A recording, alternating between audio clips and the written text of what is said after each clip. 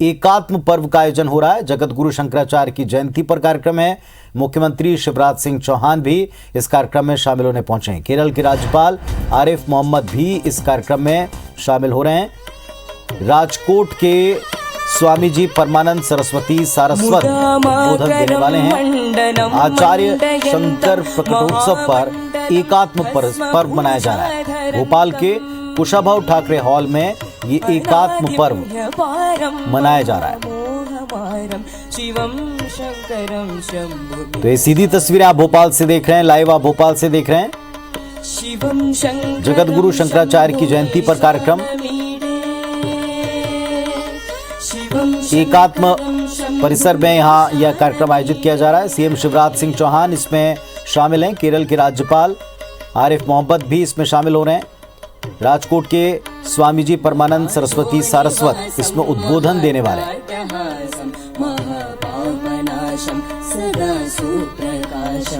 Kushabhau Thakre hall में ये आयोजन हो रहा है।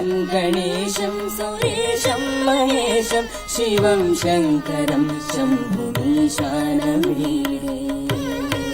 तो आपको दो तस्वीरें दिखा रहे हैं। एक लाइव तस्वीरें जहां एकात्म पर्व की शुरुआत हो चुकी है और शुरुआत की विधिवत तौर पर प्रदेश के मुख्यमंत्री शिवराज सिंह चौहान ने, और साथ में जो अतिथि पहुंचे हुए हैं इस आयोजन में, इस पर्व में हिस्सा लेने के लिए, उनकी मौजूदगी में दीप प्रज्वलित कर एकात्म पर्व का आयोजन शुरू हुआ है।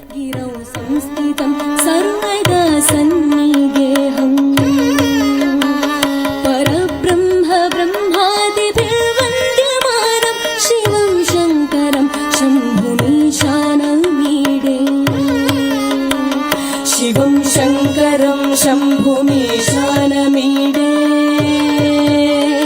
शिवं शंकरं शंभुमीशानमीडे।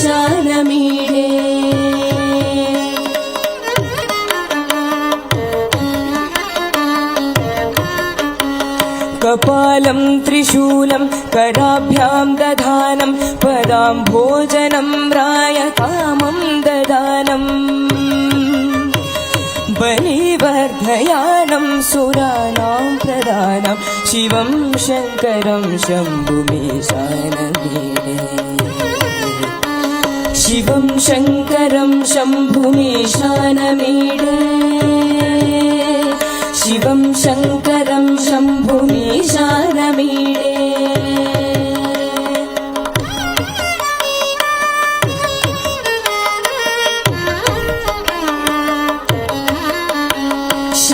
शरच्चन्द्रगात्रं गणानन्दपात्रं, त्रिनेत्रं पवित्रं धनेशस्य मित्रम्,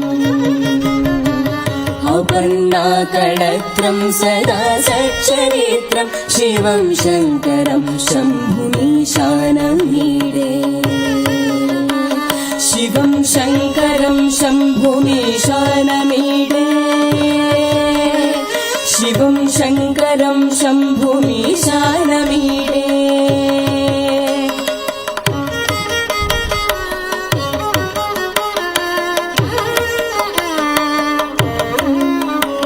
हरं सर्पहारं चिदाभूविहारं, भवं वेदसारं सदा निर्विकारम्, श्मशाने वसन्तं मनोजं दहन्तं, शिवं शंकरं शंभुमीशानमीडे, शिवं शंकरं शंभुमीशानमीडे, शिवं शंकरं शंभुमीशानमीडे।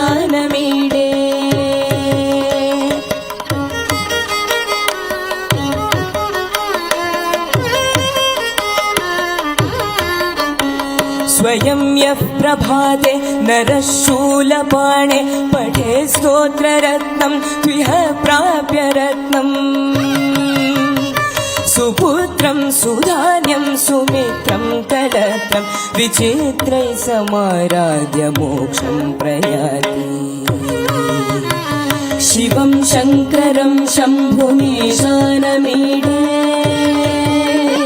शिवं शंकरं शंभुमीशानमीडे, शिवं शंकरं शंभुमीशानमीडे।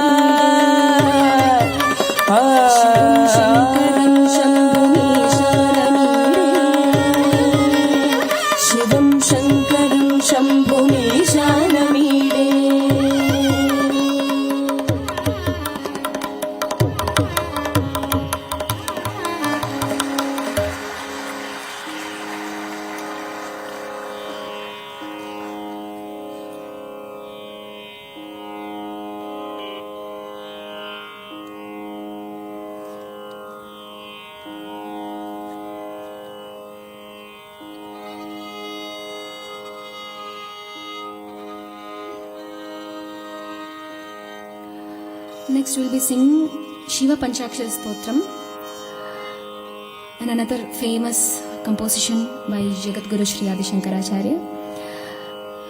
It refers to the importance of 5 sacred syllables: Na, Ma, Shi, Va, Ya.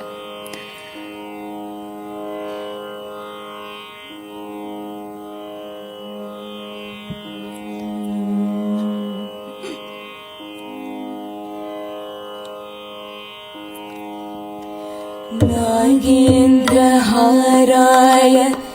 त्रिलोचनाय भस्मा। कुशाभाऊ ठाकरे हॉल, भोपाल। और हमारी वेदांत महर्षि स्वामी परमात्मानंद सरस्वती जी, स्वामी प्रणवानंद सरस्वती जी, स्वामी वेद तत्वानंद जी और आदरणीय श्री अंबिका दत्त शर्मा जी को प्रमुख सचिव संस्कृति आदरणीय श्री शिवशेखर शुक्ला से निवेदन है, माननीय मुख्यमंत्री जी, माननीय राज्यपाल महोदय और इन संत विभूतियों को कृपया मंच पर लेकर पधारें।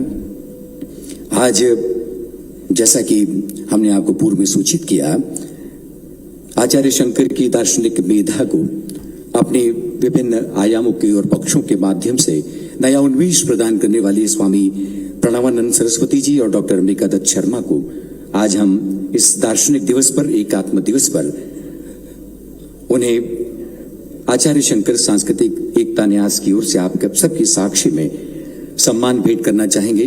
माननीय मुख्यमंत्री जी, माननीय राज्यपाल महोदय, आदरणीय प्रणवानंद सरस्वती जी और अंबिका दत्त शर्मा जी का सारस्वत अभिनंदन करेंगे।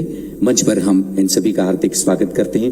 प्रमुख सचिव संस्कृति आदरणीय शिवशेखर शुक्ला से हमारा निवेदन है, माननीय मुख्यमंत्री जी, माननीय राज्यपाल महोदय और मंचासीन विभूतियों का आचार्य शंकर जी। अतिथि देवो भव की हमारी परंपरा है और हम तो मेजबान हैं, मेहमान नहीं हैं। इसलिए सबसे पहले मैं स्वयं केरल के माननीय राज्यपाल महोदय का, जो हमारे निमंत्रण पर पधारे हैं, स्वामी जी का, जिनकी कृपा सदैव मध्य प्रदेश पर बरसती है, मैं स्वयं मध्य प्रदेश की 8.5 करोड़ जनता की ओर से उनका स्वागत करूंगा, उनका अभिनंदन करूंगा।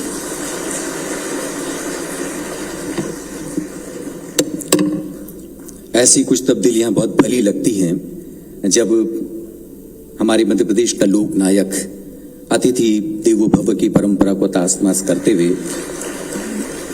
हमारे दक्षिण भारतीय राज्य केरल से पधारे माननीय राज्यपाल महोदय का मध्य प्रदेश की राजधानी के सांस्कृतिक मंच पर उनका भावभीना अभिनंदन कर रहे हैं, स्वागत कर रहे हैं।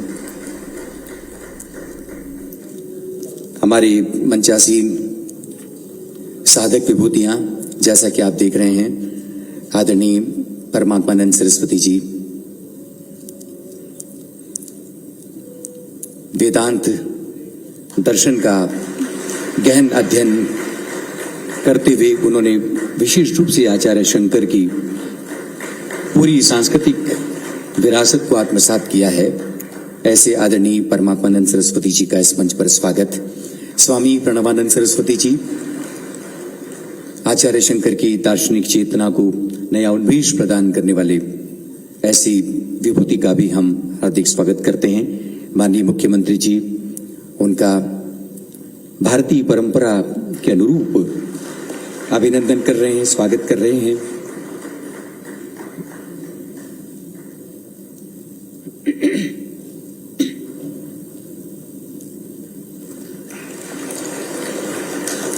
आदरणीय वेद तत्वानंद जी, जिनका एक वृद्ध सानिध्य हमें प्राप्त है आचार्य शंकर सांस्कृतिक एकता न्यास में, लगातार उनका सानिध्य, उनकी उपस्थिति, उनका मार्गदर्शन हम सबका हासिल बन गया है। ऐसे वेद तत्वानंद जी का अभिनंदन, स्वागत। और मूर्धन्य दर्शन शास्त्री आदरणीय श्री अंबिका दत्त शर्मा जी सागर से पधारे हैं। और हम याद कर सकते हैं, सागर में जब हमने अद्वैत उत्सव का आयोजन किया था, उस अंतर्राष्ट्रीय वैचारिक समागम में एक सूत्रधार की भूमिका आदरणीय अंबिका दत्त शर्मा जी ने आचार्य सांस्कृतिक एकता न्यास के साथ बनाई थी। इस मंच पर उनका भी अभिनंदन, स्वागत। और इसी के साथ अब हम आमंत्रित करेंगे सांस्कृतिक कीर्तन्यास के प्रभारी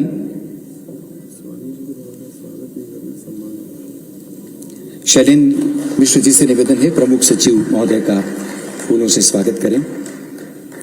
माननीय मुख्यमंत्री जी का अभिनंदन स्वागत सांस्कृतिक एकता न्यास की ओर से, मध्य प्रदेश शासन संस्कृति विभाग की ओर से, और इस आचार्य शंकर के प्रकल्प को मध्य प्रदेश ही नहीं बल्कि समूचे भारतीय सांस्कृतिक पर्यावरण में एक स्थायी भाव की तरह रचने बसने में जिनकी महत्वपूर्ण भूमिका है। स्वागत आदरणीय प्रमुख सचिव संस्कृति श्री शिवशेखर शुक्ला जी का।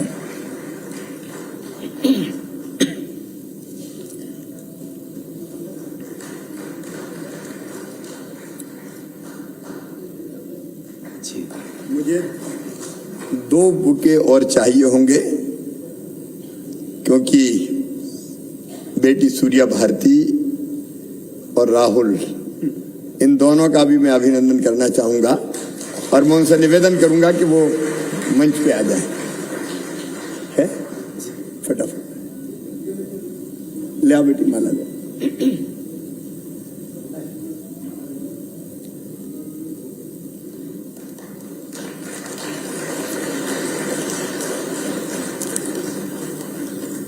बहुत ही सुंदर और आत्मीय दृश्य इस वक्त माननीय मुख्यमंत्री जी सुश्री सूर्य गायत्री और राहुल आर बिल्लाल का प्रदेश की ओर से, आप सबकी ओर से शुभकामनाएं और आशीर्वाद की फूल उन्हें भेंट कर रहे हैं। बहुत बहुत अभिनंदन, बहुत बहुत स्वागत।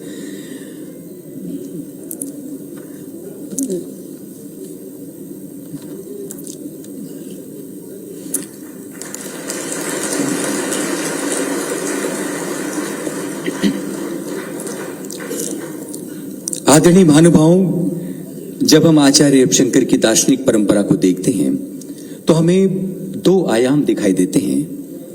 मठों, गुरुकुलों और आश्रमों के जरिए पल्लवित और पुष्पित होने वाली दार्शनिक परंपरा, और दूसरी अकादमिक जो आचार्य परंपरा से ही फलित होकर आधुनिक शिक्षा में अपना योगदान देती रही है।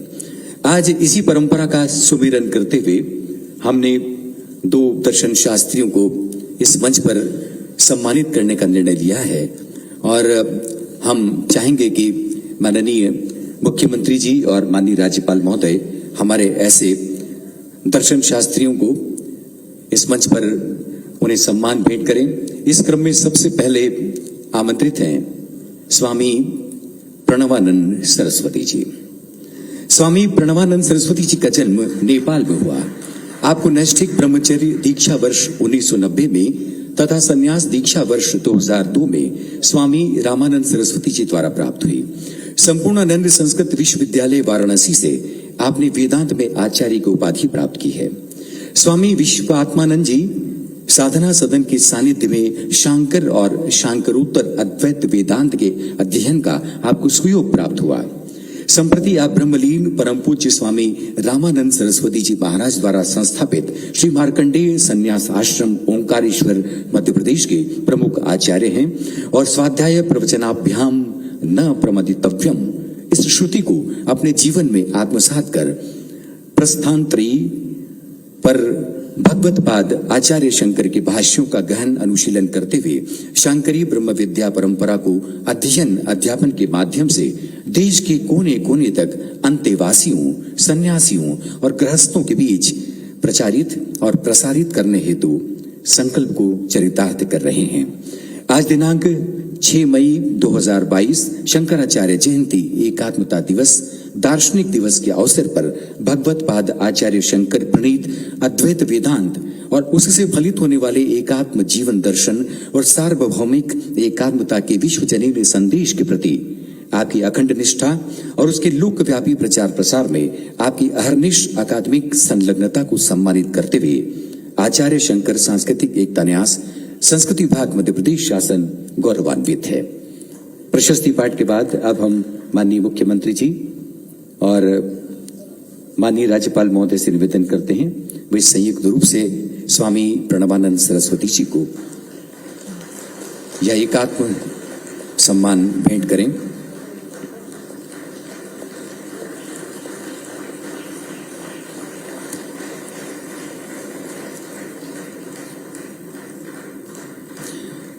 अब इसके बाद प्रोफेसर अंबिका दत्त शर्मा। प्रोफेसर अंबिका दत्त शर्मा काशी की पांडित्य परंपरा और आचार्य कुल में दीक्षित दर्शन शास्त्री हैं।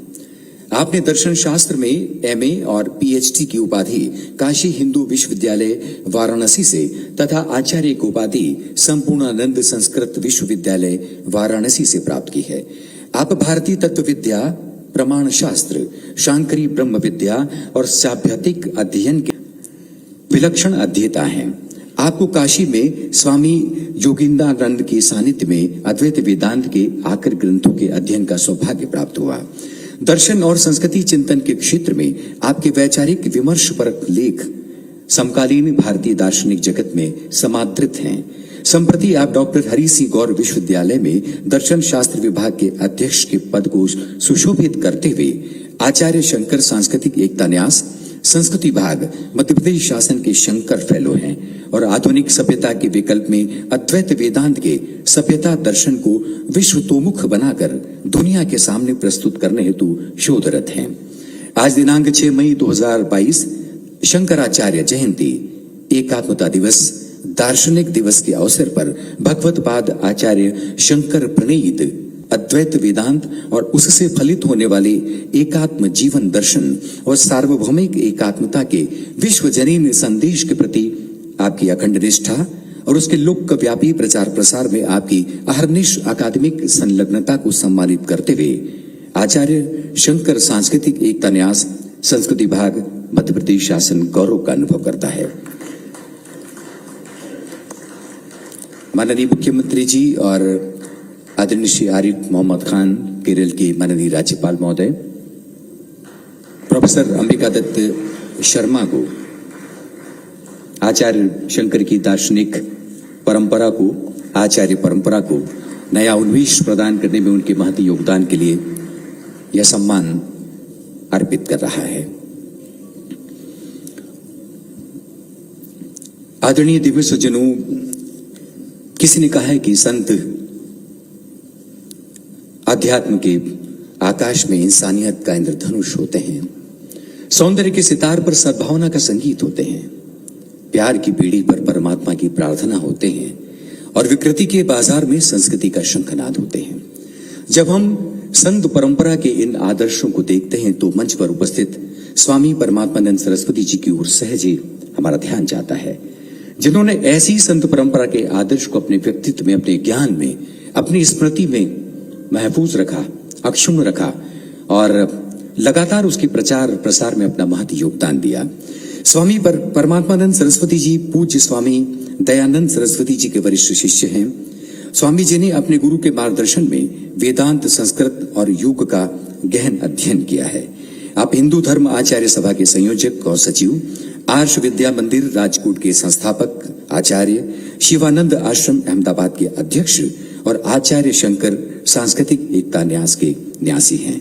हम बहुत ही सम्मान के साथ उन्हें अपने सारस्वत उद्बोधन के लिए आमंत्रित करते हैं। स्वामी परमात्मानंद सरस्वती से निवेदन है, हम सबको संबोधित करें।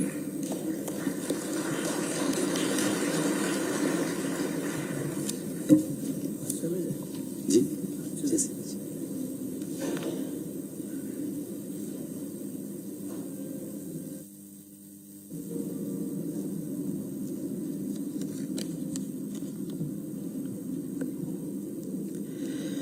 ओम नमो ब्रह्मादिभ्यो ब्रह्म विद्या संप्रदाय कर्तृभ्यो वंश ऋषिभ्यो महद्भ्यो नमो गुरुभ्यः।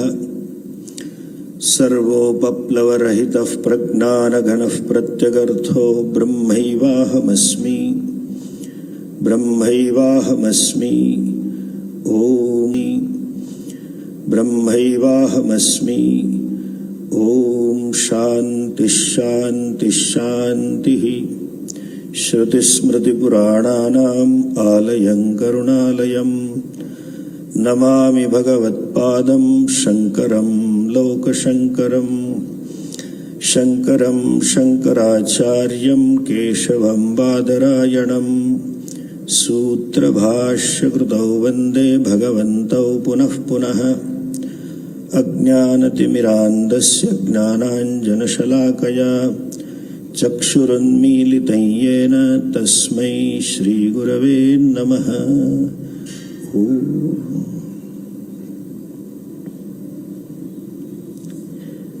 भगवत्पाद आदि शंकराचार्य जी के श्री चरणों में मेरे साष्टांग प्रणाम। मंचस्थ महात्मागण, सामने महात्मागण सभी को नमस्कार सह ओम नमो नारायण। काशी जाते हैं तो कहते हैं कि काशी में बाबा विश्वनाथ का शासन चलता है, और हम कहते हैं पूरी दुनिया पे महाकाल का शासन चलता है। महाकाल का एक स्वरूप है, रुद्र कहते हैं उसको, उसका एक स्वरूप है रुद्राणाम शंकरश्चास्मि। वो शंकर जो सदा शिव है, उसकी शिव कृपा निरंतर जिनके पर बरसती रही है, इससे न केवल मध्य प्रदेश के लेकिन सभी संतों के प्रिय और आशीर्वाद प्राप्त आदरणीय शिवराज सिंह जी चौहान जी, जो अशांति उसकी समस्या का मूल एक है, आत्मवत सर्वभूतेषु की भावना नहीं है। मेरे लिए जगत भोग्य है, मुझे ही चाहिए, ये भावना। That consumerist approach is a cause. इसलिए मैं समझता हूं आज भगवत पाद को उनके दर्शन को पूरे भारत में नहीं, पूरे में विश्व में प्रस्थापित करना, ये सब हमारा कर्तव्य नहीं है, हमारा ऋषि ऋण है, हमारे पितरों का ऋण है। चाहे हम श्राद्ध में पानी डाले, अच्छा है, पीपल के ऊपर पानी डाले श्राद्ध किया करें, लेकिन we need to roll up the sleeves, have a fire in our belly, and Narad ji की तरह स्थापयिष्यामि गेहे गेहे जने जन। आज धर्म के जो युद्ध हो रहे हैं उसमें सर्व समावेशी, सर्व के प्रति स्वीकृति का भाव रखने वाले ये दर्शन को प्रस्थापित करने की आवश्यकता है। और हम पूरी आचार्य सभा की ओर से, हमारी सभा में 200 साल पुराने जितने संप्रदाय है उनके मुखिया सदस्य है, कॉन्स्टिट्यूशन ही ऐसा है, उन सभी की ओर से आदरणीय शिवराज भैया को बहुत बहुत बधाई और आशीर्वाद पास ऑन कर रहे हैं। सभी ने आपको आशीर्वाद दिए हैं, और क्या दृष्टि है भगवत पाद। विष्णु षटपदी आप देखो, त्वयि मयि च अन्यत्र एको विष्णु हो। तुम्हारे में, मेरे में, सब में एक ही विष्णु है भैया। और अपने आप को सब में देखो, और ये भेद दृष्टि छोड़ के शांति रखो। विश्व शांति के लिए भी शांकर दर्शन प्रस्तुत है। उनकी जो संकल्पना है, न केवल भगवत पाद की मूर्ति स्थापित करना, न केवल भगवत पाद का जीवन चरित्र उस तरह से अंकित किया जाए कि दूसरों को प्रेरणा मिले, लेकिन एक विश्व विद्यापीठ स्थापित हो जाए। एक समय स्थान था जो काशी का, विद्वानों की पीठ थी। हम चाहेंगे और प्रार्थना करेंगे शिवराज जी के नेतृत्व में जो विद्यालय जब ओमकारेश्वर में आ रहा है, ओमकारेश्वर को वो स्थिति, उज्जैन को वो स्थिति प्राप्त हो, दर्शन के लिए नालंदा इत्यादि जगह जाने की जरूरत नहीं, मध्य प्रदेश जाने की जरूरत है। यही शुभकामना के साथ, यही प्रार्थना के साथ और अपनी बहुत बहुत प्रसन्नता व्यक्त करते हुए ओम नमो नारायण।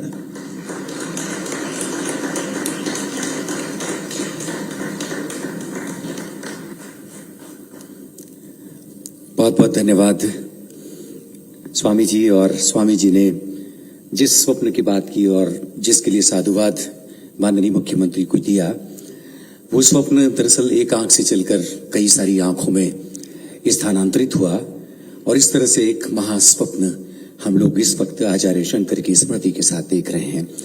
यही हमारी मंशा है, और हम चाहते हैं कि इसका आकार वृहत हो और ये आवाज उठकर मध्य प्रदेश की सरजमी से सारे विश्व तक फैले। जब इस आकार के साथ में, इस संकल्प के साथ में जब हमने चलना शुरू किया, तो हम सबको याद आती है 7 फरवरी 2017 की, जब इस अनुष्ठानिक श्रृंखला की हमने शुरुआत की थी। और आदि शंकराचार्य की दीक्षा स्थली ओंकारेश्वर में एक दिव्य समारोह भारत के श्रेष्ठ संत आचार्यों के पावन सानिध्य में हमने आयोजित किया था।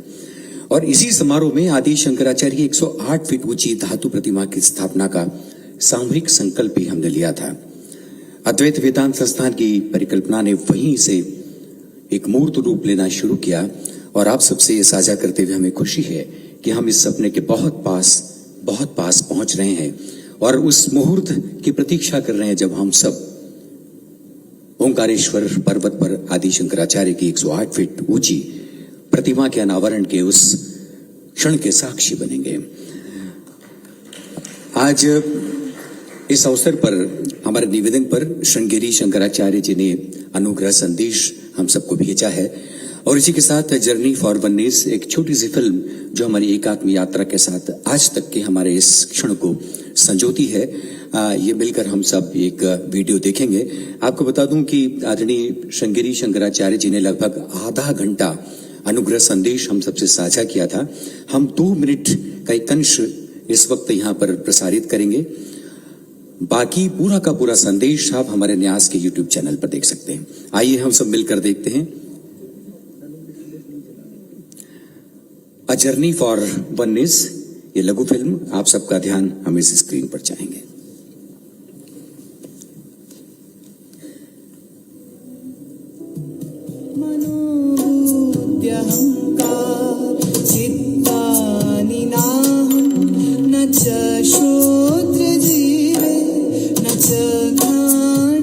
कहते हैं भगवान श्री राम ने उत्तर से दक्षिण को जोड़ा, भगवान श्री कृष्ण ने पूरब को पश्चिम से जोड़ा, आदि गुरु ने तो उत्तर दक्षिण पूरब पश्चिम चारों तरफ से भारत को जोड़ दिया।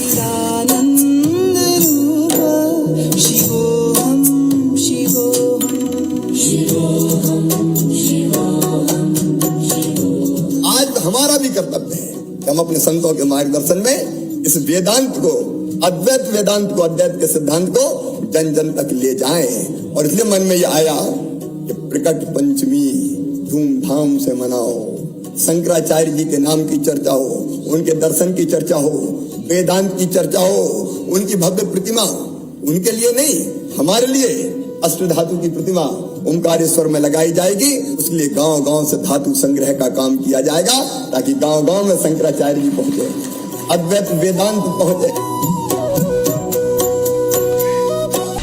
तीन पड़ाव हैं लेकिन चरैवेति प्रचलामः निरन्तरम्, और इसी संकल्प के साथ लगातार हमारे चरण आगे बढ़ते रहने का हौसला हम सब अपने भीतर इस प्रकल्प के माध्यम से रच रहे हैं, अपने भीतर संचित कर रहे हैं। आज जैसा कि हम देख रहे हैं हमारे निवेदन पर, केरल से यानी कि आचार्य शंकर की जन्मस्थली से, उस प्रदेश से हमने वहां के प्रथम नागरिक को आमंत्रित किया है, माननीय राज्यपाल श्री आरिफ मोहम्मद खान साहब। अगर हम उनके व्यक्तित्व के विभिन्न पहलुओं को देखें तो राजनीति के रंगमंच पर बहुत सारे किरदार हमें उनके दिखाई देते हैं, वही कई सारे उनके रंग हैं।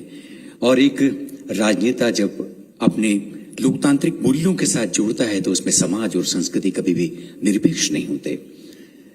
एक विलक्षण संयोग हम उनके व्यक्तित्व में देखते हैं कि जितनी गहरी उनकी दिलचस्पी राजनीति और समाज में रही है, उतनी ही गहरी दिलचस्पी भारतीय संस्कृति और उसी आत्मा के साथ भी रही है। आज अपने इसी गुण को समूहते हुए आज इस आचार्य शंकर के प्रकटोत्सव पर आदरणीय खान साहब हमारे बीच पधारे हैं। बहुत सम्मान के साथ हम उन्हें आप सबके बीच आमंत्रित करते हुए आए और अपना उद्बोधन हम सबसे साझा करें।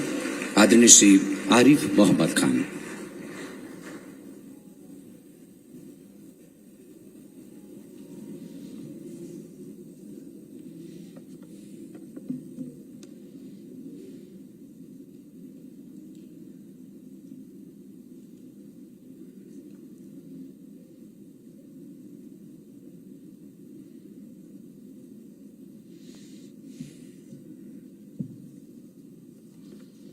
मध्य प्रदेश के माननीय मुख्यमंत्री श्री शिवराज जी चौहान,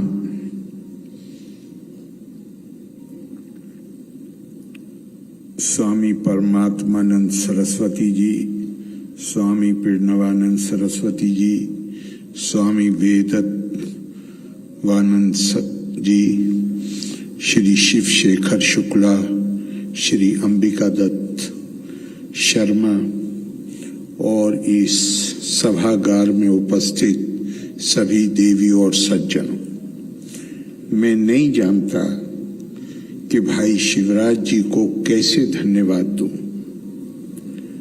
जब उनके सचिव उनके ऑफिस से मुझे फोन गया,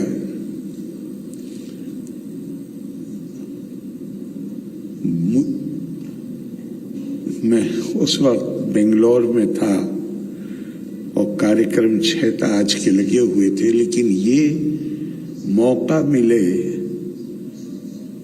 कि मैं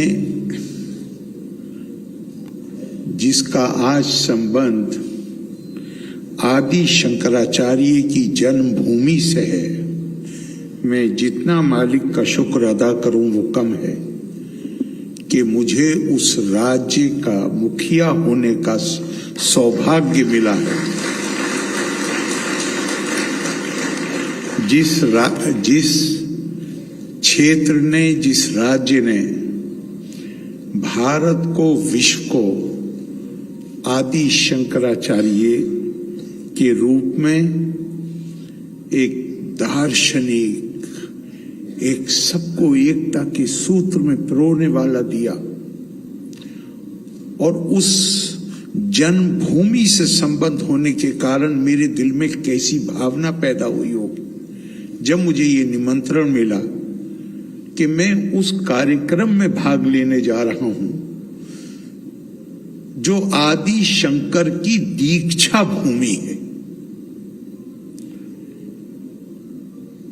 शंकर ज्ञान की प्राप्ति के लिए गुरु को तलाश करते हुए यहां पहुंचे,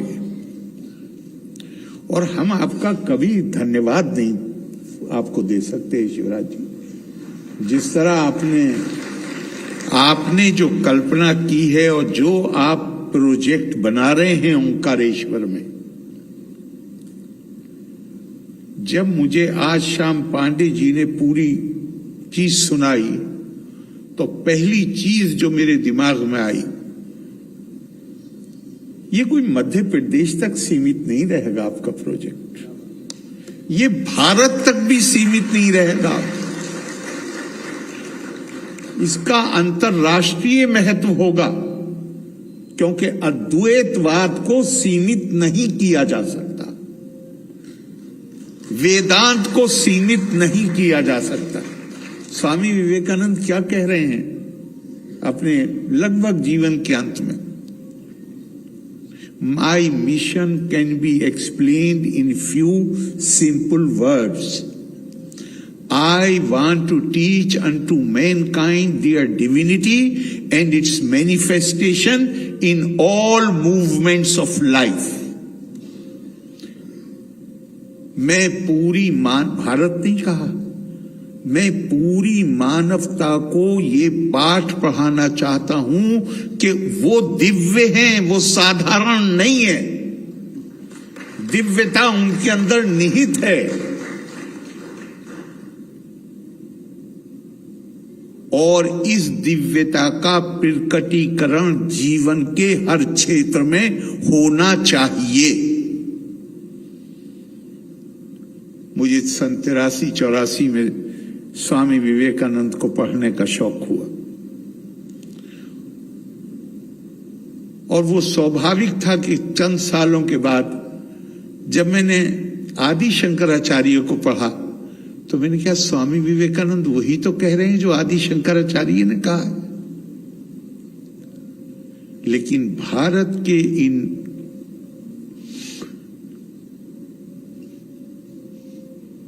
स्वयं आदि शंकराचार्य जी ने कभी ये दावा नहीं किया कि वो कोई बात अपनी तरफ से कह रहे। उन्होंने सनातन के जो बुनियादी सिद्धांत हैं उनको समय गुजरते हुए जिस तरह हमें रोजाना इसकी जरूरत होती है कि हम अपने आप को साफ सुथरा करें। दिन में 2 बार भी करते हैं। इसी तरह किसी भी व्यवस्था को, किसी भी दर्शन को, किसी भी समाज को इसकी जरूरत होती है कि समय गुजरने के साथ जो धूल इकट्ठी हो जाती है, जो जिसे अंग्रेजी में एक्रीशंस कहते हैं, उनको साफ किया जा सके। अवतार के रूप में केवल भगवान राम और भगवान कृष्ण नहीं आए हैं, बल्कि जब भी धूल जमी है उसको हटाने के लिए आदि शंकराचार्य और स्वामी विवेकानंद भी आए।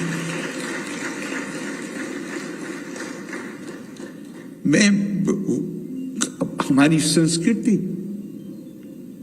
आपने नाम दिया है आज एकात्म पर्व। हमें एकता की, हमें नहीं, दुनिया में कहीं भी क्या कोई इंसान अकेले रह सकता है? समाज में रहना होता है। उस समाज को अगर आगे बढ़ना है तो एकता की जरूरत होती। एकता का आधार क्या? मैं आपसे हाथ जोड़ के कहूंगा, बिल्कुल ताली मत बजाइए। अगर बात समझ में आए तो उसकी कोशिश करिए। एकता हमारी आवश्यकता है। एकता का आधार क्या हो, हमेशा से जरूरत है। जब से मानवता सभ्यता के रास्ते पर चलना शुरू की है, उसे एकता की जरूरत है। एकता का आधार क्या हो? आप विभिन्न संस्कृतियों को और सभ्यताओं का अध्ययन कीजिए तो पता चलेगा कि उन्होंने अपने जो आरंभ काल है उसमें या तो अपने वंश, लिंग को, रेस को, अपनी त्वचा के कलर के आधार पर कहा हम एक जैसे हैं। इसके कारण हमारे अंदर एकता होनी चाहिए। किसी ने कहा हम एक भाषा बोलते हैं इसलिए हमारी एकता होनी चाहिए। किसी ने कहा हम एक तरीके से अपनी आस्था को अभिव्यक्ति देते हैं, विश्वास एक है इसलिए हमारी एकता होनी चाहिए। भारत में क्या हुआ? आरंभ में आज तो पूरी दुनिया उसी रास्ते पे है, लेकिन मैं सभ्यताएं जो हुई हैं उनके आरंभ काल की बात कर रहा हूं। हमारी सभ्यता, हमारी संस्कृति की शुरुआत ऋग्वेदा कहता है एकम सद विप्रा बहुधा वदंती। सच्चाई एक है, सत्य एक है। जो उसकी अनुभूति करते हैं वो उसे अलग अलग तरह से उसका बखान करते हैं। अथर्वा वेद कहता है बहुधा विवाचसम नाना धर्मानम। पृथ्वी सूक्त में जहां हम इन्वोक कर रहे हैं मदर अर्थ को, आवाहन कर रहे हैं कि हमें समृद्धि से परिपूर्ण कर दे, वहां हम कहते हैं कि जिस तरह, हे पृथ्वी मां, जिस तरह आप अलग अलग भाषा बोलने वाले, अलग अलग आस्थाएं रखने वाले, अलग अलग तरीके से उसको अभिव्यक्ति देने वाले, और हिंदुस्तान में ये कोई आश्चर्य की बात नहीं है। एक परिवार में 2 बहनें, एक शनिवार को व्रत रखती है, एक मंगलवार को व्रत रखती। एक परिवार में 2 भाई, एक हनुमान जी के मंदिर में जाता है, दूसरा गणेश जी के मंदिर में जाता है। उसको लेके कोई झगड़ा नहीं होता। ये ऐसा क्यों हुआ है? ऐसा इसलिए हुआ कि, और अभी स्वामी जी कह रहे थे, बल्कि मैं देखा हमारे माननीय मुख्यमंत्री जी का स्पीच जो वीडियो चला था, संतो भूमि तपसा धारयंती।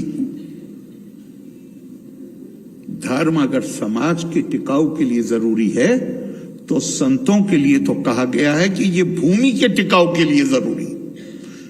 क्यों? ये हमारा मार्गदर्शन करते हैं, और इन्होंने जो हमारा मार्गदर्शन किया वो ये था, इन्होंने कोई सिद्धांत नहीं दिया, इनकी तपस्या के नतीजे में इन्होंने एक नैसर्गिक सिद्धांत को खोजा, और वो ये खोजा कि नेचर का जो कानून है नैसर्गिक, वो विविधता की स्वीकार्यता, विविधता का सम्मान और विविधता को हर तरह से स्वीकार करना है।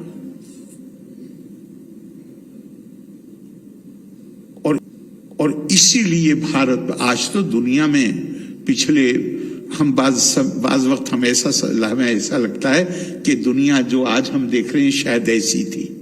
नहीं, ये दुनिया में जो डाइवर्सिटी ऑफ प्लूरलिज्म, जिसे हमारी भारतीय संस्कृति में बहुधा कहा गया है, ये भारत में इसका इतिहास 5000 साल या उससे भी पुराना है।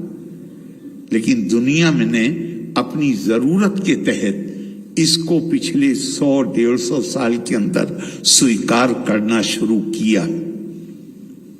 अब वहां पे जिस तरह हमें गर्व है अपनी संस्कृति पर, अपनी संस्कृति के जो सनातन सिद्धांत हैं उन पर गर्व है, यहां पर थोड़ी शर्म आती है। शर्म इसलिए आती है कि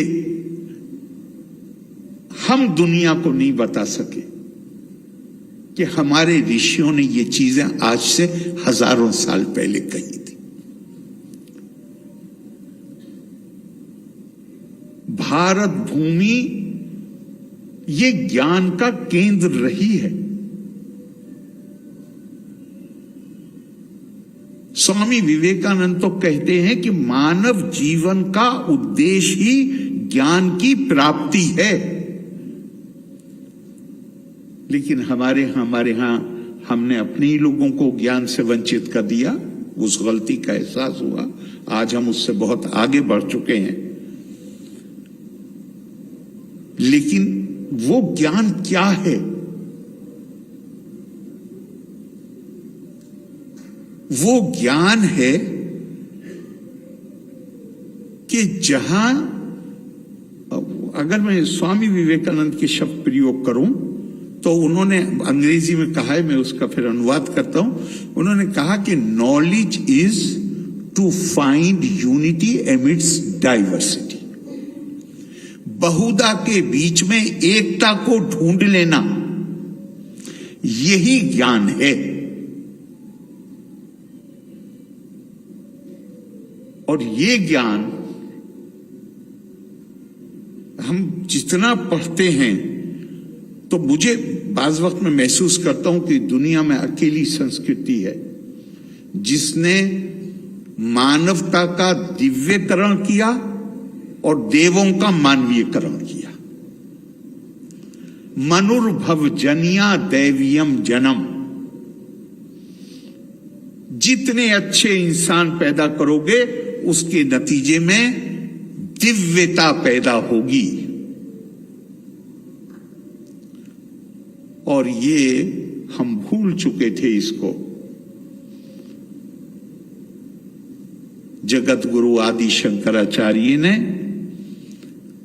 हम आमतौर से बात करते हैं कि उन्होंने मठ तो उन्होंने ज्यादा बनाए हैं, चूंकि मैं अभी नहीं, 4 प्रमुख हैं, लेकिन अभी त्रिशूर में ही अकेले 3 मठ हैं जो उन्हीं के आशीर्वाद से बने थे, लेकिन 4 प्रमुख। और हम कहते हैं कि देश के चारों हिस्सों में उन्होंने कायम करके और एकता कायम कर दी। उससे भी ज्यादा महत्वपूर्ण बात, उन्होंने चारों वेदों से एक महावाक्य लेके उन चारों मठों को दिया। चारों अलग वेदों से वो 4 महावाक्य आते हैं, लेकिन सबका उद्देश्य एक, अहम ब्रह्मास्मि तत्त्वमसि, प्रज्ञानम ब्रह्मा, अयम आत्मा ब्रह्मा। हर किसी में एक ही संदेश देने की कोशिश की है कि तुम अपने आप को साधारण मत समझो। तुम्हारे अंदर जो क्षमता है, जो पोटेंशियल है, वो दिव्यता का है। और उस दिव्यता का प्रकटीकरण करने में अगर तुम कामयाब हो जाते हो तो तुम तो असीमित हो जाते हो। फिर मुझे अभी ये हमारी बच्ची गायत्री और राहुल, मैं समझता हूं बहुत सारे लोग ऐसे होंगे, मैं भी उनमें से हूं, जिनको जो हर उन्होंने लाइनें पढ़ी वो पूरी तरह समझ में नहीं आई, लेकिन आपने महसूस किया होगा कि वो लाइन समीकरण सी पैदा हो जाती है। वो क्या चीज है? इतनी कम उम्री में मध्य प्रदेश पहुंचते हैं और जिस गुरु को ढूंढते हुए आ रहे हैं वो गुरु ही मिल जाते हैं, और वो कहीं पूछ लेते हैं तुम कौन हो? तो जो निर्वाण शतकम, मतलब समझ में आए या ना आए, इसे कि समझ में तो इतना आसान नहीं होता है, उसे तो बार बार पढ़िए तो उसके अंदर तो अर्थ के अंदर अर्थ नजर आता है। लेकिन उसमें जो एक शक्ति है, मनोबुद्ध अहंकार चित्तानीना,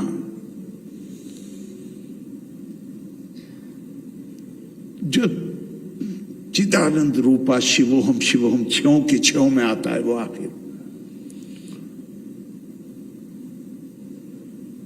तो वो बुनियादी तौर पे एक संदेश है ये बताने के लिए कि तुम्हारे अंदर असीमित संभावनाएं हैं, अपने आप को कम करके मत देखो। और मुझे वो बड़ा रोचक प्रसंग लगता है कि जहां बनारस में सुबह को स्नान करके आ रहे थे आदि शंकराचार्य। जो लोग बनारस गए उन्होंने देखा होगा कि बनारस में गलियां थोड़ी संकरी हैं, अब तो बेहतर हो रही हैं। उन्होंने इस स्नान के बाद आ रहे थे तो सामने एक वहां पर एक कम्युनिटी होती है जो अंतिम क्रियाक्रम करते हैं, उनको चंडाल कहते हैं। वो एक चंडाल अपने 5 कुत्तों के साथ खड़े हुए थे। तो हमारी बहुत सी बातें हम करते हैं फैसला करके नहीं, आदत की जो हमारी संस्कार हैं, हमारी आदतें हैं, उसके प्रभाव में। मानिए आप सड़क पे जा रहे हैं, गाड़ी चलाते हुए एकदम से कोई सामने आ जाए तो आप फैसला करके ब्रेक नहीं लगाते हैं, इंस्टिंक्टिवली ब्रेक लगाते हैं गाड़ी में। तो इसी तरह आदि शंकराचार्य ने कह दिया उनसे चंडाल से कि ये सोच के कि शायद ये सोचा होगा कि मैं नहा के आ रहा हूं, गली बहुत पतली है, कहीं छू ना जाऊं, और कह दिया कि यहां से अपने आप को हटाओ, थोड़ा अलग को हो जाओ। वो भी बनारस का चंडाल था, उसने पलट के कहा शरीर हटाऊं कि आत्मा हटाऊं?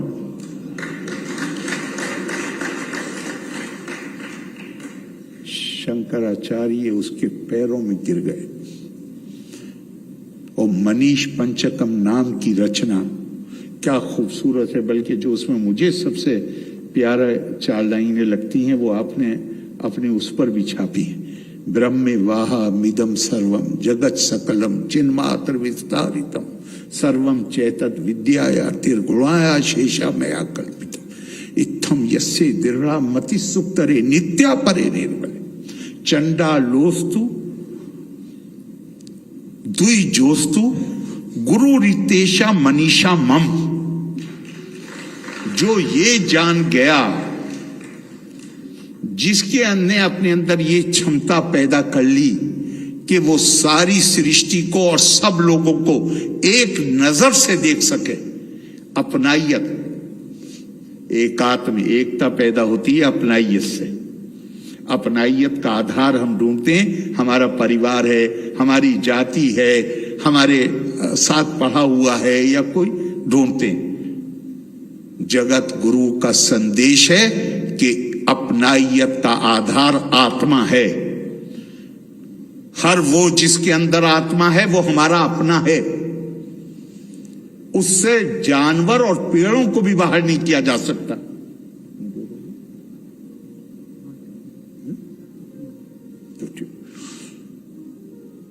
किसी को भी बाहर नहीं किया जा सकता।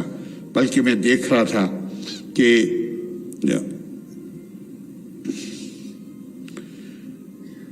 किसी ने भाष्य में, गीता भाष्य में वो खुद ही कहते हैं कि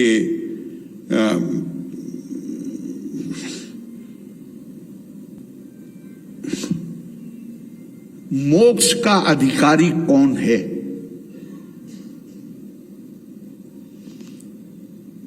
कौन इसका अधिकारी है कि उसके पास ज्ञान, वो मोक्ष प्राप्त कर सके? क्या जवाब दिया है जगत गुरु ने? उन्होंने कहा पुरुष मात्र संबंधी भी, जिसके अंदर ह्यूमन एलिमेंट है, जो मानव है, मानवता को स्वीकार करता है, आत्मा को स्वीकार करता है, उसका यह अधिकार है कि वो ज्ञान प्राप्त कर सके और मोक्ष प्राप्त कर सके। ऐसे शंकर को हम कहेंगे कि वो जो समाज में भेदभाव हैं, क्या कभी वो उसके पक्ष में बोल सकते थे? कह रहे हर व्यक्ति, हर इंसान, हर मानव इसका अधिकारी है। और अभी स्वामी जी बता रहे थे कैसा खूबसूरत 4 लाइनें हैं, गौर करिए। त्वयि मयि चान्ने तिरेको विष्णु व्यर्थम कुप्पसी मय्यस ईशु भव समचि सर्वत्र त्वम वांछस्य चिराद्य आदि विष्णुत्वम। मैं और आप या कोई भी, हम सब एक्चुएट होते हैं। हम अपने आप, जो कुछ भी हम कर्म करते हैं, जो सोचते हैं, जो भी हमारी गतिविधियां हैं, ये हमारी सब एक्चुएट होते हैं त्वयि मयि चान्ने तिरेको विष्णु। और जब ये नाम आते हैं ना, तो एक बात हमेशा ध्यान रखिएगा कि भारत में अनेकों नाम लिए गए हैं उसी एक सच के लिए। इसका मतलब ये नहीं है कि वस्तु, नाम का भेद है, वस्तु भेद नहीं है। आकाशात पतितम तोयम गच्छति सागरम सर्वदेवा नमस्कारा केशवम प्रीति गच्छति। चाहे जिसका नाम लेके नमस्कार करो, वो आखिर में जाके वो जो सुप्रीम गॉड हेड है, वो सब उसी के पास पहुंच जाता। तो यहां पे जो कहा गया कि हम सब आप उसी एक जो कॉस्मिक, जो लोग नहीं मानते उनके लिए मैं कहूंगा कॉस्मिक प्रोसेस, जो मानते हैं उनके लिए इटर्नल ट्रुथ, सुप्रीम ट्रुथ, हम सब उसी से ही संचालित होते हैं।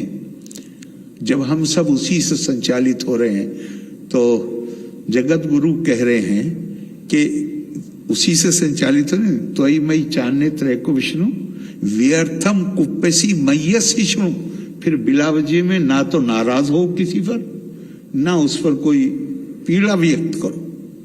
अगर चाहते हो, विष्णुत्वम को प्राप्त करना चाहते हो, अपने उस देवीय तत्व को बाहर लाना चाहते हो, तो सबको एक ही नजर से देखने की कोशिश करो। आप माननीय मुख्यमंत्री जी, आप इस संदेश को, आपने बहुत बड़ा काम हाथ में लिया है कि आप इस संदेश को संस्थाओं के माध्यम से, और बल्कि एक और इसमें और मैं जोड़ दूं, अभी आदि गुरु शंकराचार्य कह सकते हैं। और मैं समझता हूं, मुझे पता नहीं शिवराज जी ने पढ़ा या नहीं पढ़ा, लेकिन जिस तरह ये भाषण कर रहे थे, मुझे लगा कि ये पूरी भावना आपके अंदर मौजूद है। जिस तरह से मैंने आपको भी भाषण करते हुए सुना है, जगत गुरु कहते हैं राज्यम नरेंद्र से भटस्य खेटका तयोर पोहे न भटो न राजा। जो शासक है और जो दरवाजे पे गार्ड खड़ा हुआ है, सिर्फ उपाधि का फर्क है और यूनिफॉर्म का फर्क है।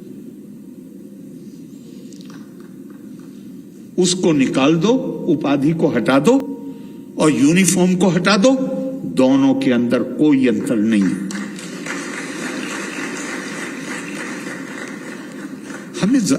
हमें जरूरत है या नहीं है कि हम इस शिक्षा को जानें?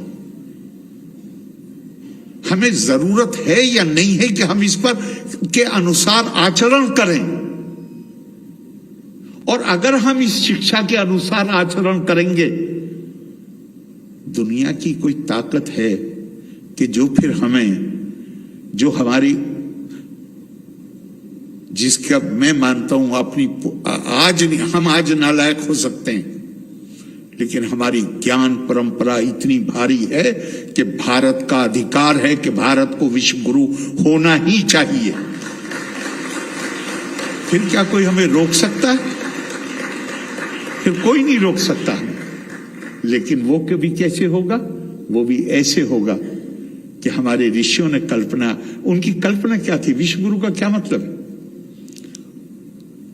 आप 10वीं 11वीं सदी के, अभी यूरोप में रेनेसा नहीं शुरू हुआ, आप जो अरब इतिहासकार हैं उन्हें पढ़िए। मैं जितने 5-6 नाम अभी गिना सकता हूं आपको, वो सब के सब ये कहते हैं पहले अध्याय में अपने कि दुनिया में 5 बड़ी सभ्यताएं हैं। रोम अपनी सुंदरता के लिए, ईरान अपने वैभव के लिए, चीन अपनी कौशल के लिए, तुर्क अपनी बहादुरी के लिए जाने जाते हैं, और भारत ज्ञान और विज्ञान की परंपरा के लिए जाना जाता है।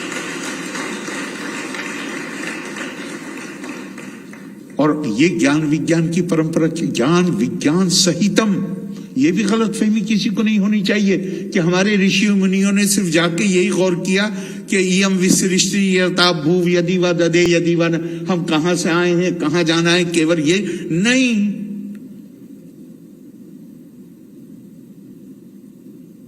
एस्ट्रोलॉजी की वो किताबें, एस्ट्रोनॉमी की मैंने गलत शब्द प्रयोग किया, जैसे सूर्य सिद्धांत, जिनकी बुनियाद पे पूरी दुनिया ने स्पेस की रिसर्च की, वो भी हमारे इन्हीं ऋषियों की लिखी हुई। तो उन्होंने क्या कल्पना थी उनकी कल्पना थी, विश्व गुरु की जो कल्पना है, उनकी कल्पना थी एतद् देशा परशु तस्या सकाशाद अग्रज अन्मन स्वम स्वम चरित्रम शिक्षेरम पृथ्वीयम सर्वम आनव। भारत की जो उन्होंने भारत क्या होगा? भारत ज्ञान और विज्ञान का ऐसा बड़ा केंद्र होगा, हब ऑफ नॉलेज, कि जहां विभिन्न सभ्यताओं और विभिन्न देशों के लोग भारत के बारे में नहीं, अपनी अपनी सभ्यता और संस्कृति और अपने फेथ ट्रेडिशन को पढ़ने के लिए भारत आएंगे। तो हमारे गुरु कैसे होंगे? अगर एक क्रिश्चियन यूरोप से चल के ही भारत आ रहा है क्रिश्चियनिटी पढ़ने के लिए, अगर एक अरब दुनिया से आ रहा है इस्लाम पढ़ने के लिए, तो हमारे गुरु कैसे होंगे? ये कल्पना हमारे ऋषियों ने की थी और ये हमारी असल धरोहर है। बाकी चीजें तो स्वामी विवेकानंद ने कहा, India has only 2 national ideals, renunciation service, intensify her in these 2 channels, the rest will take care of itself। लेकिन अगर हम उनसे पहले के अपने ऋषियों को पढ़ें तो वहां पता चलता है कि वो ये कहते हैं कि भारत का जो जीनियस है, जो विशेषता है, वो है ज्ञान और विज्ञान। इसमें पारंगत हो जाओ, बाकी चीजें खुद ब खुद ठीक हो जाएंगी। और आपने इस मामले में बहुत ही सकारात्मक पहल दी है। मैं एक बार फिर आपको उसके लिए तो बधाई देता हूं, और आपने मुझे यहां बुलाया और इसमें शामिल किया, उसके लिए आपको दिल से कृतज्ञता व्यक्त करता हूं। लोका समस्ता सुखिनो भवन्तु। जय हिंद, जय भारत।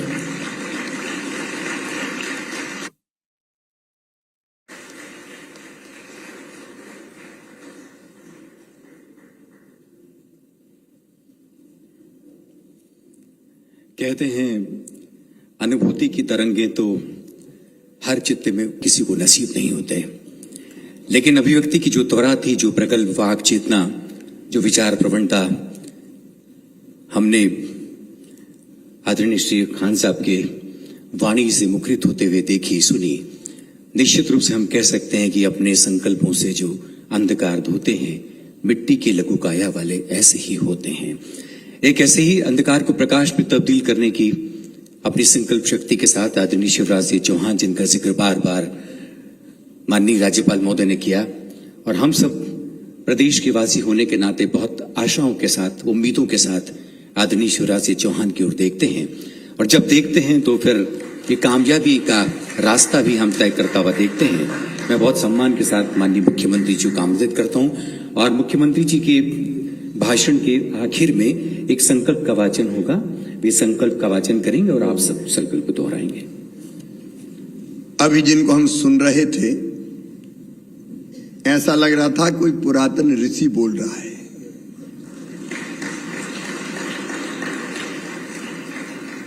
केरल से जो चल के आए, आदि गुरु की जन्मभूमि से, और वहां के प्रथम नागरिक हैं। मैं उनका हृदय से स्वागत करता हूं, और आप भी तालियां बजा के उनका स्वागत कीजिए। आदरणीय आरिफ मोहम्मद खान साहब।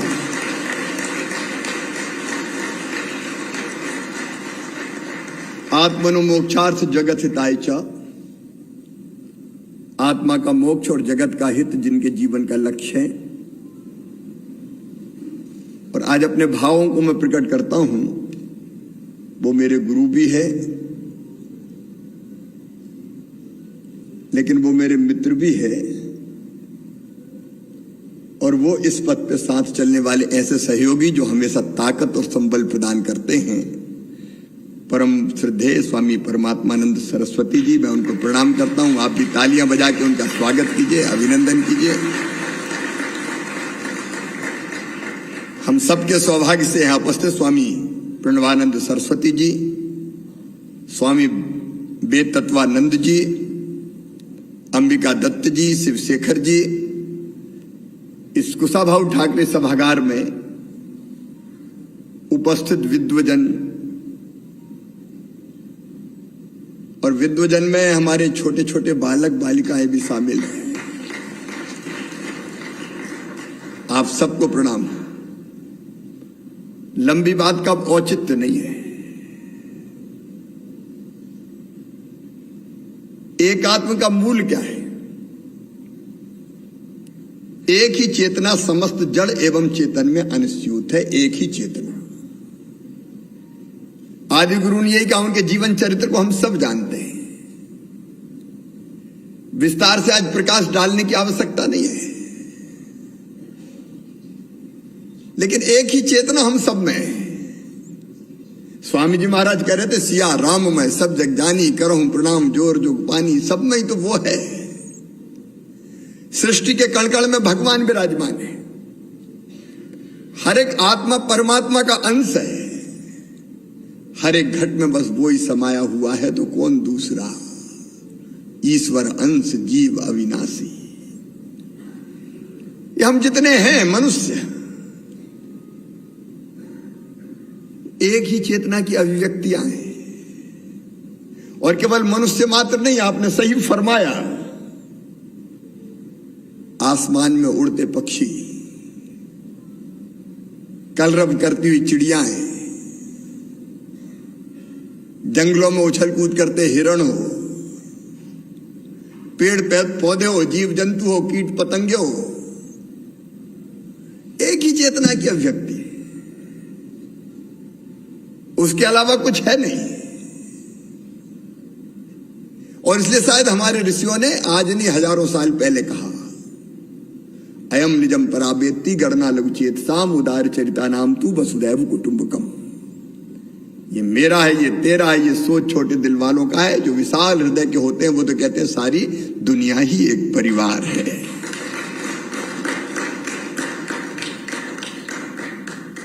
और मैं ये हमारे अंदर कितनी गहराई तक ये भाव भरा हुआ, जरा सोच के तो देखिए। मैं तो अभिभूत हो जाता हूं। हमारे गांव-गांव में बच्चे बच्चे कथा होती है, पंडित जी अंत में कहलाते हैं धर्म की अधर्म का। अब इसके गूढ़ अर्थ को तो समझिए। धर्म की जय हो, अधर्म का नाश हो, प्राणियों में सद्भावना हो, मनुष्य मात्र में नहीं, प्राणियों में सद्भावना हो, और केवल मेरा नहीं विश्व का कल्याण हो। ये भारत के ऋषियों की वाणी है जो आज नहीं हजारों साल से गूंज रही। अब गहराई में जाके देखेंगे तो इसके बाद कुछ बचता है, विश्व का कल्याण। यही तो एकात्म का सूत्र है, और इसी की व्याख्या आदि गुरु ने की है। मनुष्य मात्र में वो ही है। और आपने बहुत अच्छा फरमाया। अलग अलग लोग अलग अलग ढंग से सोचते हैं। स्वामी विवेकानंद जी ने भी शिकागो में जाके यही तो कहा था, चल रहे हो अलग अलग रास्तों पे, लेकिन अंततः पहुंचोगे भाई एकम सद विप्रा बहुधा वदंती। देखो अद्भुत है ये भारत। एक चीज किसी पर नहीं ला दी गई। किसी ने कहा कि मैं साकार को मानता हूं, भगवान की मूर्ति की आरती करता हूं, पूजा करता हूं, क्या आनंद है। स्वामी रामकृष्ण परमहंस क्या मैया खा, तुझे खानी पड़ेगा। 3 दिन हो गए तो कहते हैं खड़ग हाथ में जो मां के थे लेके अपने प्राण देने को तत्पर हुए तो मां ने हाथ पकड़ लिया, प्रकट हो गई। साकार को मानते, कोई कन्हैया को पूजो, कोई राम को पूजो, कोई शिव की भक्ति करो, कोई महिषासुर मर्दनी की पूजा करो, कोई गणेश जी की पूजा करो। लेकिन कई लोग इस धरती पे ऐसे हुए, उन्होंने कहा अरे भगवान एक मूर्ति में कैसे आ सकता है, वो तो सृष्टि के कण कण में है। हम नहीं मानते कि वो एक मूर्ति में आ सकता है, तो मत मानो। हम निराकार को मानते, बोले तुम भी सही हो, उसमें क्या दिक्कत है। साकार को मानो सही हो, निराकार को मानो सही हो। लेकिन फिर चारवाक जैसे महर्षि भी आए हमारे यहां, जिनने कहा हम तो किसी को नहीं मानते। यावत जीवेत सुखम जीवेत ऋणम कृत्वा घृतम पीवेत भस्मीभूतस्व देहस्य पुनर्जन्म कुतो। उन्हें कहा जब तक जियो सुख से जियो, उधार लेके भी घी पियो। ये शरीर तो माटी में मिलने वाला है, कहां पुनर्जन्म होता है। ईसा की तरह सूली पे नहीं लटकाया, उन्हें भी कहा वाह क्या दर्शन दिया है, ये भी महर्षि है। ये भारत है, एकम सत विप्रा बहुधा वदंती। क्या धरती है ये, क्या देश है ये, क्या विचार है ये। एक ही चेतना सब में। इसलिए भारत ने, आप जरा सोच के देखिए, जीव जंतुओं में, प्राणियों में भी उसी के दर्शन किए। गाय हमारी माता है, भाव क्या है, 33 करोड़ देवताओं का वास है। पशु नहीं है, गौ माता। हमारे यहां 10 अवतार जो माने गए, उनमें से 4 अवतार, 12 अवतार, मत्स्य अवतार, कूर्म अवतार पशु के रूप में, और चौथा नरसिंह अवतार, आधे मनुष्य और आधे पशु के रूप में। क्या है इसके पीछे सोच वही है। उनको भी आत्मभाव से देखो, उनमें भी वही है। हमारे देवताओं की सवारी देख लीजिए। औगरदानी फक्कड़ बाबा भोले शंकर नंदी पे विराजते हैं, तो मैया दुर्गा सिंह की सवारी करती है। भगवान विष्णु को अगर कोई पुकारता है तो गरुड़ की सवारी करते हुए आते हैं, और गणेश जी चाहिए तो मूसे की सवारी, कार्तिकेय का मयूर। आप अलग अलग देखिए क्या है ये कल्पना। उनमें भी वही चेतना है, मैं ये मानता हूं। और केवल इतना नहीं, हमने पेड़ पौधों में भी देखा, बट के वृक्ष की पूजा, पीपल के पेड़ की पूजा, नारियल भेंट कर रहे हैं महाराज जी, ये काय का प्रतीक है। उनकी पूजा अलग अलग अवसरों पे हम करते हैं, उनके बिना हमारा काम नहीं चल सकता। आज ग्लोबल वार्मिंग, क्लाइमेट चेंज, जलवायु परिवर्तन, अप्रैल के महीना में 45-47 डिग्री सेंटीग्रेड तापमान, ये क्यों हो रहा है? क्योंकि तुमने उनको अपना नहीं माना, उनके ही विनाश कर दिया। उन पेड़ों में भी तो वही है। इसलिए पेड़ों की पूजा, नदियों की पूजा, नदी केवल जलवाहकाएं नहीं है हमारे लिए।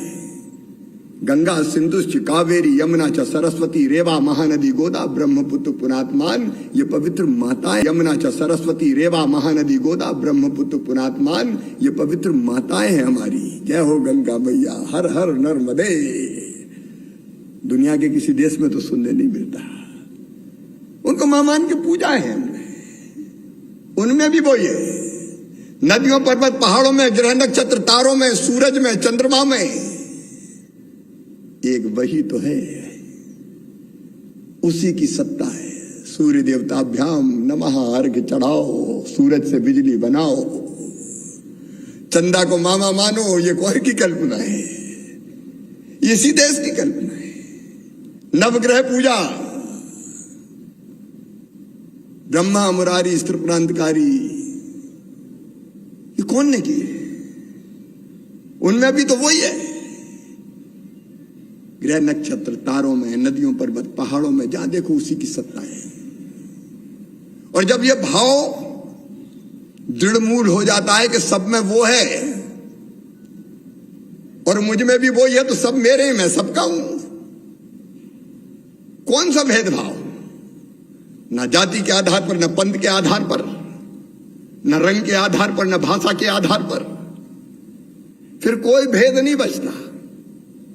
इसको अगर और सरल शब्दों में समझाऊं 2 मिनट में, तो ये चेतना के स्तर विकसित होते रहते हैं। आप देखिए, बचपन में छोटा सा बच्चा, वो अपने खेलने का सामान अगर कोई रहता है, खिलौना, तो भाई को भी नहीं देता। भाई छुड़ाता तो लड़ता है, मारपीटी हो जाती है, रोता है, छुड़ा देता है। तो लेकिन जब उसकी और चेतना विकसित होती है तो उसको पता चलता है ये मेरा भाई है, भाई का सुख मेरा सुख, बहन का सुख मेरा सुख, इसका दुख मेरा दुख। और भाई को अगर कोई भला बुरा कर दे तो वो लड़ने तैयार हो जाता है, क्योंकि उसको लगता है ये मेरा है। और चेतना विकसित होती है तो उसको लगता है ये गांव मेरा है। गांव में कोई मुसीबत पे आता है तो उसकी सेवा करने दौड़ पड़ता है। गांव में आज भी आप परंपराएं देखिए, बेटी की शादी अगर गांव में होती है, बारात आती है, तो वो एक घर की, परिवार की बारात नहीं होती, वो सारे गांव की बारात होती है। पूरा गांव उसके स्वागत में पलक पौड़े बिछा देता है। और बेटी आज भी जब गांव में विदा होती तो हर आंख से आंसू टपकता है। गांव का सुख मेरा सुख, गांव का दुख मेरा दुख। और चेतना विकसित होती है, गांव से और आगे बढ़ता है। मेरा प्रदेश, कहीं कोई संकट आए तो दौड़ पड़ते हैं लोग। आग लग गई, बुझाने दौड़ो, भूकंप आ गया, मदद के लिए दौड़ो। और चेतना विकसित होती तो मेरा देश, देश में संकट के बादल छाए तो पूरा देश एक साथ उठ के खड़ा हो जाए। कहीं युद्ध के बादल छाते हैं तो पता चला कि वीर जवान जा रहे हैं, तो तिलक लगाओ, स्वागत करो, उत्साह बढ़ाओ, पूरा देश एक हो जाता है। लेकिन और चेतना विकसित होती है तो फिर लगता है कि नहीं नहीं, सारा संसार ही अपने है। दुनिया के किसी भी हिस्से में कष्ट और संकट हो, पीड़ित मानवता की सेवा के लिए दौड़ पड़ते हैं। लेकिन यहीं तक सीमित नहीं, और चेतना विकसित होती तो लगता है ये पशु पक्षी क्या है, कोई गाय को डंडा मारे सहन होता है कई बार। अब वो स्वामी रामकृष्ण परमहंस का वो कथा मैंने पढ़ी थी। ध्यानस्थ थे, ध्यान लगा के बैठे थे। अचानक एक व्यक्ति गाय को डंडा मारते हुए जा रहा था। तंद्रा भंग हो गई, ध्यान टूट गया। देखा गाय की पीठ पे डंडा पड़ रहा है। गाय की पीठ पे डंडा पड़ा है तो चिल्लाए रामकृष्ण परमहंस, दुष्ट मत मार मुझे, दुष्ट मत मार मुझे। आश्चर्यचकित रह गया वो व्यक्ति कि मैं, तुम पागल हो क्या, मैं तुम्हें मार रहा हूं, मैं तो गाय को मार रहा हूं। तो कहते रामकृष्ण परमहंस ने अपने शरीर पे जो चादर थी वो अलग फेंक दी और कहा कि देख। और उसने देखा कि लाठी मारी थी तो गाय को, लेकिन उसके निशान स्वामी रामकृष्ण परमहंस की पीठ पर उभर के आए थे। एकात्म हो गए। चेतना के स्तर जैसे जैसे विकसित होते हैं उसको लगता है कि ये मैं ही हूं। और विकसित होते होते वो इस स्तर पे पहुंच जाता है जब उसको लगता है सब में वो ही है, मुझ में भी वो ही है, तो मैं तुम हो, तुम मैं हूं। और फिर अचानक वो सत्य को जान लेता और कह उठता है सो अहम, अरे मैं तो वही हूं, अहम ब्रह्मास्मि तत्वमसि। सचमुच में अद्भुत है ये, आप इसकी यात्रा करके तो देखिए।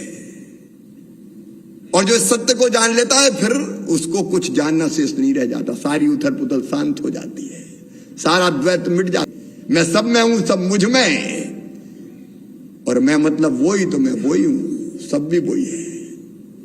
मैं सचमुच में ये कहता हूं कि भौतिकता की अग्नि में दग्ध विश्व मानवता को शाश्वत शांति के पथ का दिग्दर्शन अगर कोई कराएगा तो यही अद्वैत वेदांत कराएगा, एकात्म दर्शन कराएगा। ये मेरा अपना विश्वास है। आज नहीं तो कल ये होना ही है। आदि गुरु यही रास्ता तो हमें दिखा के गए, और इसलिए विनम्र प्रयास है सांस्कृतिक एकता न्यास अद्वैत वेदांत संस्थान। कई को लगता होगा कि मुख्यमंत्री पागल हो गया क्या, जब देखो तब साधु संतों के साथ बैठ के सांस्कृतिक एकता न्यास। हमने एकात्म यात्रा उस समय निकाली स्वामी जी, गांव के गांव उमड़ पड़े थे, गांव गांव की मिट्टी कलश में भर भर के लोग लेके आए। ये आदि गुरु की प्रतिमा लगेगी, हमारे गांव की मिट्टी लेके आओ। वो कलश भरे अभी रखे हुए हैं। बीच में साल सवा साल का कालखंड आया तो मैं कोई आलोचना प्रत्यालोचना की बात नहीं कर रहा। मैंने तब भी बहुत प्रयास किया, उनसे कहा उस सरकार से कि सब कुछ रोक देना, इस प्रोजेक्ट को मत रोकना, ये सरकारों के आने जाने के साथ समाप्त नहीं होता। और अब वो शुभ दिन आए हैं कि उस प्रोजेक्ट पर तेजी से काम प्रारंभ हुआ है। मैं उसके विस्तार में नहीं जाऊंगा, लेकिन अद्वैत वेदांत संस्थान आचार्य भगवान की प्रतिमा, केवल प्रतिमा नहीं, अद्वैत वेदांत की धाराएं सारे भारत को भिगोती हुई सारी दुनिया में फैल जाए और सारी उठापटक शांत कर दे, सारे भेदभाव तिरोहित हो जाए, समाप्त हो जाए, मानवता का कल्याण हो जाए। इसलिए ये प्रकल्प है। आज आचार्य शंकर जी का हमारे लिए तो सचमुच में, अब मैं विस्तार में नहीं जाऊंगा, लेकिन 12 साल की उम्र में 2000 किलोमीटर चल के आए गुरु ढूंढते हुए, और 16 साल की उम्र में प्रस्थानत्रयी, उपनिषद, ब्रह्मसूत्र, गीता, 100 से ज्यादा ग्रंथ लिख डाले। वो केवल उस समय के लिए नहीं लिखे, वो इसलिए लिखे कि अंधकार में खो गई मानवता को दिशा दिखा सके। हम तो उन्होंने जो दिशा दिखाई है, निमित्त बन के सब, मैं नहीं, मैं में तो अहंकार है, और अकेले मुझ में ही वो थोड़ी है, आप में भी वो ही है। तो हम सब मिलके इस पवित्र काम को करेंगे, और इसी के संकल्प के रूप में कई बार में और आस्था कैसे दृढ़मूल हो जाए, ये कोशिश हम लोग करते रहते हैं।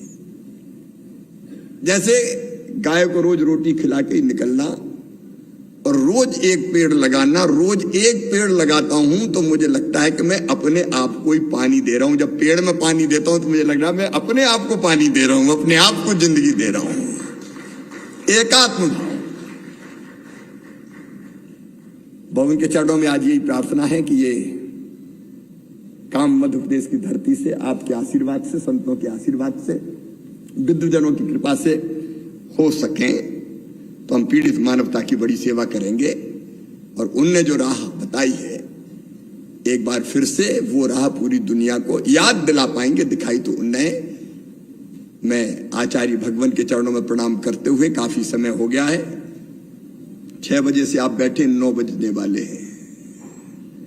आखिर धैर्य की भी सीमा होती है, इसलिए बहुत विस्तार में न जाते हुए स्वामी जी को, आप सबको, विशेषकर आरिफ मोहम्मद खान साहब को, क्या बोले हैं आप, आनंद आ गया सब।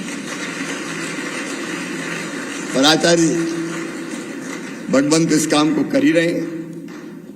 मैं उनको प्रणाम करते हुए और आपके धैर्य को भी प्रणाम करते हुए, अच्छे श्रोता हैं लेकिन भाव से हम जुड़े हैं। मेरे साथ बोलिए भारत माता की। धन्यवाद। ये संकल्प, एक मिनट और, ये आचार्य शंकर सांस्कृतिक एकता न्यास का संकल्प है जो हम सब श्रद्धा सहित खड़े होकर लेंगे। संकल्प खड़े होकर लिया जाता है। आप तैयार हैं ना मन से? आप बोल के बताएं तो मैं मन, सब तैयार हैं? तो मैं ये संकल्प पढ़ूंगा, आप दोहराएंगे अंतरात्मा से, हृदय से, ताकि हम आदि गुरु शंकराचार्य जी की पवित्र स्मृति को साक्षी मानकर हम मन वचन और कर्म से एक श्रेष्ठ नागरिक, आदर्श समाज, उन्नत राष्ट्र और मंगलमय विश्व के निर्माण के लिए जीव, जगत और ईश्वर के मूलभूत एकात्म भाव को आत्मसात करेंगे। हरिओम। बहुत बहुत धन्यवाद माननीय मुख्यमंत्री जी। और अब हम समारोह के बिल्कुल अंतिम चरण की ओर अग्रसर हो रहे हैं। बहुत ही सम्मान के साथ अब हम प्रमुख सचिव संस्कृति आदरणीय श्री शिवशेखर शुक्ल जी से गुजारिश करते हैं वे आप सबका आभार ज्ञापन करें। आज प्रकट पंचमी के इस पर्व को अत्यंत उल्लास से मनाने के लिए, हमें प्रेरणा देने के लिए, हमें मार्गदर्शन देने के लिए यहाँ पर कृपापूर्वक पधारे हुए हमारे मुख्य अतिथि महोदय माननीय मुख्यमंत्री जी, और एकात्म धाम का जो एक पवित्र संकल्प और एक बहुत बड़ा प्रकल्प